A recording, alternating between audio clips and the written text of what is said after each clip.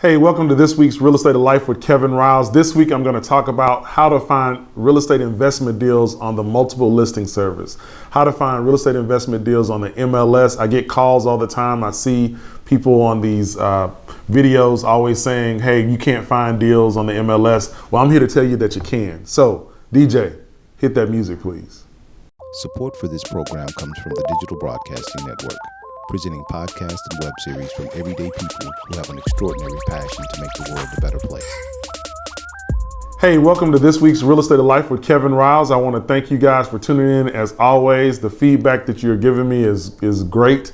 I'm going to take a moment of personal privilege to thank all of you that have reached out, especially on Facebook. That seems to be where most folks are reaching out to me on the episodes that I did with my wife, my boo thing. That episode, those two episodes, I should say, have by far been the most downloaded and most watched episodes that we've done. So I've been here 70 plus episodes, 70 plus weeks talking about real estate, and you guys find my wife more interested than me. I feel some kind of way about that.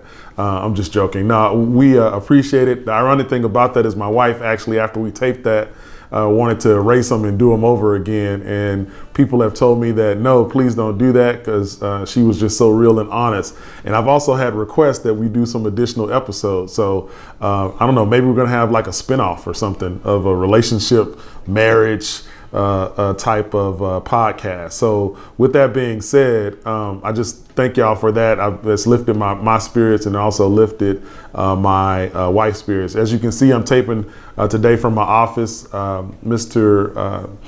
Producer was gracious enough to come by the office and do this. If you saw the last podcast, I taped it from my house, from my computer, and you can tell the quality. Mr. Producer's laughing behind the camera right now. Hey, but you got the information. In fact, I got people who thank me for that, how to protest your taxes. So now, Mr. Producer, what? Just because I don't have the equipment, I can still do these things. So, but topic for today.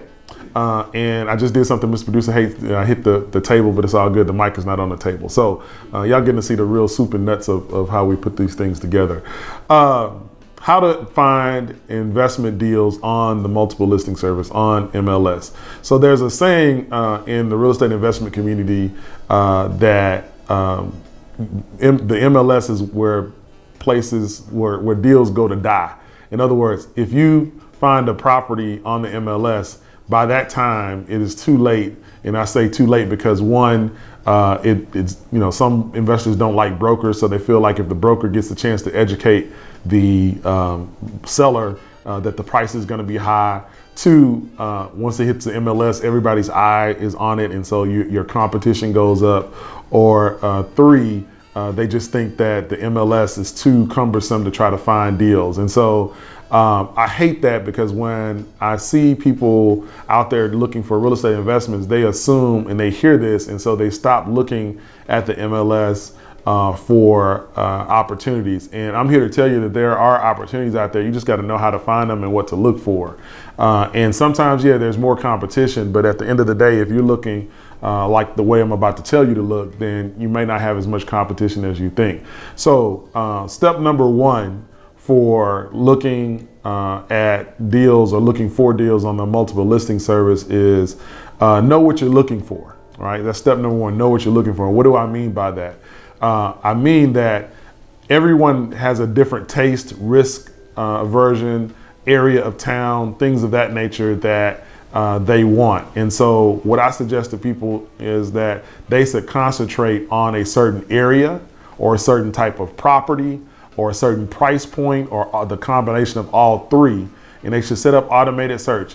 The Houston Multiple Listing Service, or HAR.com, which you have access to, Zillow, whatever service you want to use, I suggest that you use your native MLS in your city. In other words, Houston Association of Realtors is where we type in properties as a broker.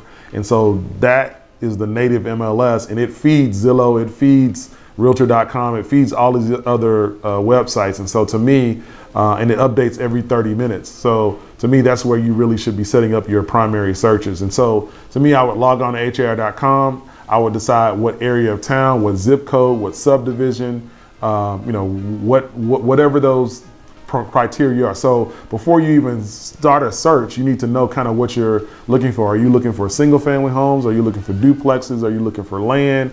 Okay, now that you've decided, okay, I'm looking for single family homes, then where are you looking for single family homes? Are you looking in the south side of Houston, north side of Houston, in a certain subdivision? Okay, once you've determined that, what price point are you looking for? Are you looking for everything that's under 150,000, or maybe you're looking for a little bit higher price, so you're gonna rent? So you have all of these things you need to be able to know. So, and to be honest with you, those are the same questions you have to ask when you get into real estate investment, especially small single family and small multifamily.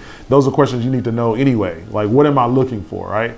So once you know what you're looking for, you can set up automated searches that as soon as something pops up in that particular area that fits that criteria, you get an email and you're able to check it.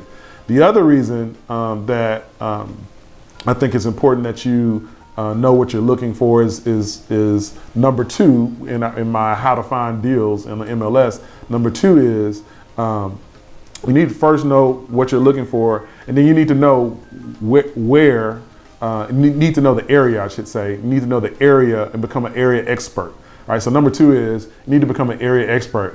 What I mean by that is this: once you've done number one, you know what you're looking for, know what type of property you're looking for, know what price range you're looking for, you know all of these particular things about your criteria, then you kind of clamp down on an area and set up a search on that particular area. Once you set up a search on that particular area, then that's going to assist you in becoming an area expert. And what I mean by area expert is that when a property gets shot to you or you see it in your search results, if you become an area expert, then you actually don't have to call a broker to say, hey, is this a deal? Because you'll know it's a deal, because if every property in that particular market is being listed for 200,000 and something comes up at 160, then you'll automatically know, oh, this has the potential to be a deal. I'm wondering why it's listed for 160. Does it need work, or they need to sell it quickly, or whatever the case may be? And so therefore, if you know your area and become an area expert, then you can identify deals faster and quicker than those that are like, oh, I think this is a deal. I'm not quite familiar with the area. Let me go look and see before they're trying to pull the trigger on an offer. The other thing I would do in knowing an area, once you lock down on an area or a property type, then you need to drive it on a pretty consistent basis. I always suggest once a week, once every other week, or if new properties come up, you're just driving up and down the streets, up and down the streets, up and down the streets, getting to know the area, getting to know where the corner store is, getting to know where the school is, getting to know where the fire department is, getting to know how quickly you can get to downtown, or quickly you can get to the freeway. When you become an area expert, then again, it's like becoming an expert in anything else. When there's an anomaly in that area, you're able to pick it up really fast. And that works the other way. Something is listed and it's an anomaly in a bad way, meaning that it's overpriced. You automatically, hey, you know what? That house is listed for 250, and I know every other house has sold for 180. So that's just not, something's wrong with that particular house, and so, or that particular price point. So not only locking down on an area, but also becoming an area expert. The third thing that I think you need to be aware of when trying to find deals on the MLS is days on market. Days on market. To me, this is actually the most important of the three things I'll give you today. Days on market. What do I mean by that? On the Houston MLS, I think on Zillow, I'm not quite sure, but I know on the MLS, when you log on now and you search, you see in the top right-hand corner of a property, they'll say days on market, 2 days, 5 days, 30 days, 300 days, 150 days. There is money to be made in high days on market. If a property's been on the market for 100 days plus, 150 days plus, then most likely there ought to be some motivation from the seller. Not always. Sometimes the seller is just stubborn and they don't want to change the price. But even with those sellers, that's an opportunity to see how motivated a seller is, because it's been on the market for quite some time. And so there are properties, I just looked before we started taping, that have been on the market for 240 days. And so the question becomes, well, why it's been on the market that long? You can ask the agent that, and let's say that property is a little overlisted as far as price is concerned. Maybe that's an opportunity for you to come in there, offer lower, and get it at the price point that you feel comfortable with, because again, you've become an area expert and you know the prices. I'm telling you now that high days on market is the sweet spot for finding deals on the MLS. In fact, I'll tell you this, high days on market is the new foreclosure. High days on market is the new foreclosure, meaning that foreclosures, to be honest with you, aren't happening at the same clip that they were at 06, 07, 08, well, especially not then, but even after that, you know, folks are just doing better, which is great, and they're not getting foreclosed on. So distressed properties are at a premium now. With that being said, high days on market creates a level of motivation from the seller who may not be distressed in terms of financial distress, but distress like, I really want to sell this property and I'm really ready for it to go. And so therefore, high days on market is an opportunity for you to look at properties that may have gone under contract a couple times and didn't close for whatever reason. Maybe there's an inspection out there that says it needs work or has foundation issues or roof issues, but those issues are opportunities for you to come in and make really good offers as it pertains to that. So do not ignore high days on market if you're looking for investment property. Heck, even if you're looking for a house to live in, I wouldn't ignore high days on market because you still might be able to get a deal. And so knowing your area, becoming a subject matter expert, looking at high days on market are ways to find deals on the MLS.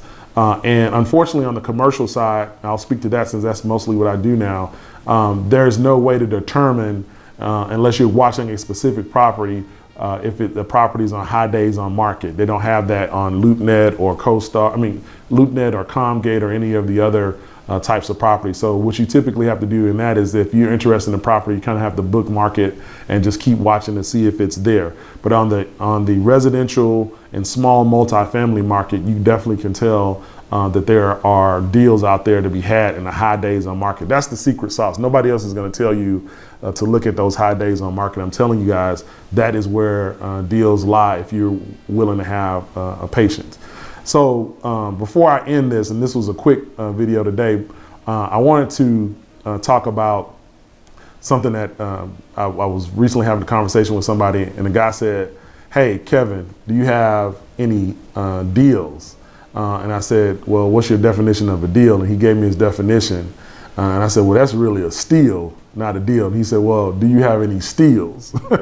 And so I wanted to talk about real quick the difference between a steal and a deal, right? The difference between a steal and a deal. A deal is based on your definition of a deal. So I'll give you kind of a common definition. If I can buy something that's 75% of market or below, in other words, it's a 25% to 30% discount, then that is what I consider a pretty good deal in this market, especially, right? And I'm just going to talk about price. I'm not going to talk about any other things. Price. Well, his definition was, I want something 50% of market or below. And I'm laughing because Mr. Producer just busted out laughing like, come on, dog. 50% or below, right? And he considered that his definition of a deal. And I said, well, no, that in this market right now, that's a steal. And are there steals out there? I'm sure there are. I'm sure there are. I'm sure there are steals out there, but they are not out there plentiful. Those are outliers. If you look at a bell curve, if you're familiar with bell curve, everything sets towards the middle and the outliers are on the left and the right of the curve. And so those are outliers. And so if you're calling around, if you're taking one of these classes and they say, call the realtor and say, hey, my name is Joe Smith and I'm a real estate investor. I'm looking to work with brokers that have off-market deals. And this is my criteria. And if you say 50% off market, then most brokers are going to be like, yeah, okay, thank you, appreciate it, and hang up. And so in order to find steals, you can find them, but I honestly think you have to find them direct. In other words, knocking doors, doing your own mail-out campaigns, things of that nature. Steals are harder to find. Thus the reason I'm calling them steals and not deals. Deals can be had on the MLS. Every once in a while, I think you can get a steal on the MLS, but I'm telling you that deals, 20% off market can be had, if not a little bit more, on the MLS if you're patient and you become an area expert and you really pay attention. So with that being said, you can find deals on the multiple listing service. Do not let people say that.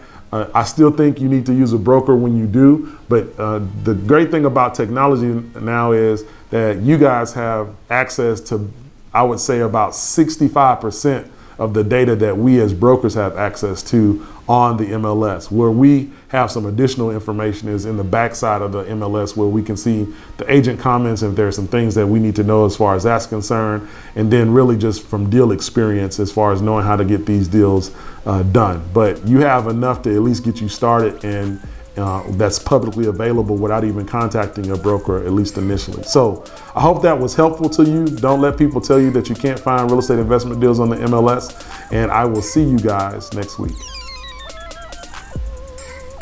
Do you have questions about any of the topics I'm talking about? If you have questions, let me know. Email me at kevin@kevinriles.com. Again, that's kevin@kevinriles.com. I'm going to do a podcast just on the questions that you guys are sending me. So feel free to send them to me. Again, that's kevin@kevinriles.com.